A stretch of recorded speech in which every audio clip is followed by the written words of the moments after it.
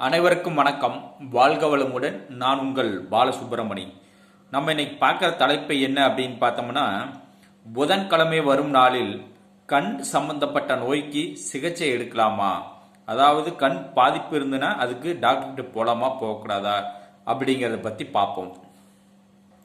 புதன்கிழமை வர நாளில் கண் சிகிச்சை எடுத்துக்கூடாது. அப்படி தான் எடுப்பேன் அப்படின்னு போய் எடுத்தீங்கன்னா அது நம்ம எதிர்பார்த்த நாளில் மிக விரைவில் குணம் அடையாது. அதனால புதன்கிழமை நீங்கள் கண் சிகிச்சை எடுத்துக்க வேண்டாம். இப்போ ஒரு 4 நாளில் கொஞ்சம் சரியாகி போகிறது 7 நாள் ஆகும் புதன்கிழமை கண் சிகிச்சை எடுத்துக்க போனீங்கன்னா. அதனால் புதன்கிழமை கண் சிகிச்சை எடுத்தால் விரைவில் குணம் ஆகாது. அதனால் புதன்கிழமையில் கண் சிகிச்சை எடுப்பதை தவிர்க்கவும். நான் சொன்னதை பின்பற்றுங்கள். உங்கள் வாழ்க்கையை செழிப்பாகவும் மகிழ்ச்சியாகவும் வாழுங்கள். வாழ்க வளமுடன். நன்றி, வணக்கம்.